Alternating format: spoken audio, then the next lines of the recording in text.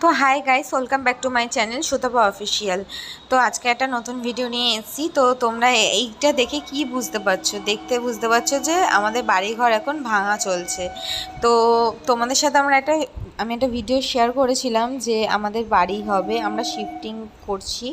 তো আমি তারপরে ভিডিও দিইনি, কারণ আমাদের বাড়িটা অলমোস্ট কমপ্লিট হয়ে গেছে, পুরোটাই কমপ্লিট হয়ে গেছে। তো আমি ভিডিওটা দিইনি কারণ একটু কিছু পারিবারিক প্রবলেম ছিল, তার জন্য আমি তোমাদের সাথে ভিডিওটা শেয়ার করতে পারিনি। তো এখন দেখো, তোমাদের সাথে আমি পুরো ভিডিওটা শেয়ার করব যে আমরা কীরকমভাবে বাড়িটা করলাম, কি করলাম, কেমনভাবে আমাদের বাড়িটা তৈরি হয়েছে, সেগুলো আমরা সব তোমাদের সাথে শেয়ার করব। তোমরা এক এক করে ভিডিওটাকে দেখতে থাকো, আশা করি তোমাদেরকে খুব ভালো লাগবে। তো এখানে দেখো এখন এখানে টিন খোলা হচ্ছে। তো এই টিনগুলোকে খুলে দিচ্ছে, অলমোস্ট আর্ধেক টিনই খোলা হয়ে গেছে। ওই পাশের সাইডের বাথরুমের ওই পাশের সাইডের টিনগুলো খোলা হয়ে গেছে, আর্ধেক ভাঙাও হয়ে গেছে। তো এই ভাঙাটা মিনিমাম 10 থেকে 20 দিন লেগেছিল। তো ওই দেখো, ওই জায়গাটা বাথরুমের দেওয়ালগুলোকে ভাঙছে। তো তোমরা কিছু মনে করো না যে আমি কেন তোমাদের সাথে আগের থেকে ভিডিওগুলো শেয়ার করিনি, কারণ আমার কিছু সমস্যা ছিল, সেটা আমি অন্য একটা ভিডিওতে বলবো যে কী সমস্যা ছিল বলে তোমাদের সাথে আমার এই ভিডিওগুলো আর শেয়ার করা হয়নি তখন।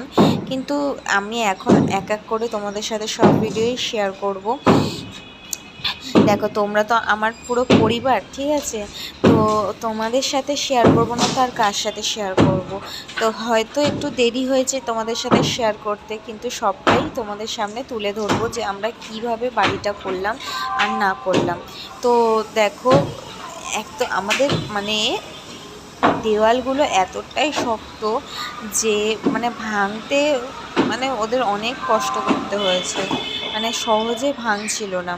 টিনগুলো খুলতে না যা কষ্ট করতে হয়েছে, দেওয়ালগুলোকে ভাঙতে সেরকম কষ্ট করতে হয়েছে। তো একটা ছোট কথা বলি, আমরা অনেক কষ্টে করে এই বাড়িটা করছি, অনেক দিনের স্বপ্ন ছিল যে আমাদের একটা বাড়ি হোক, কিন্তু আমরা সহজে বাড়িটা করে উঠতে পারছিলাম না।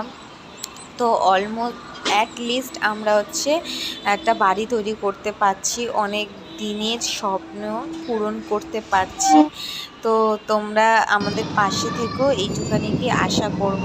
আর দেখো, পুরো মেঘলা করে রয়েছে, সেদিনকে এত মেঘলা করেছিল, পুরো বিদ্যুৎ চমকাচ্ছিল, কাজ হতে হতে কাজ থেমে যাওয়ার মতো এরকম, এত পরিমাণে বৃষ্টি হচ্ছিল। এদিকে কাজ হচ্ছে, দেখো এখানে পুরোটা ভাঙাও হয়ে গেছে। তো ভাঙাটা কিন্তু একদিনে হয়নি, যতটা আমি বললাম যে আমাদের বাড়িটা কমপ্লিট হয়ে গেছে। তো আমি এক এক করে ক্লিপ তোমাদের সাথে এটাতে অ্যাটাচ করে দিয়েছি। আর দেখো, যেদিনকে পুরোটা ভাঙা হয়ে গেছে, যেদিনকে রাবিশগুলোকে তুলবে, সেদিনকে প্রচুর প্রচুর পরিমাণে বৃষ্টি হচ্ছিলো, লেবাররা ঠিকমতো কাজ বাজ করতে পারছিল না, এত বাইরে বৃষ্টি হচ্ছিলো, কারণ তখন বর্ষাকাল পড়ে গেছিলো। তো দেখো, এরম ছাতা মাথায় দিয়ে কাজ করছে।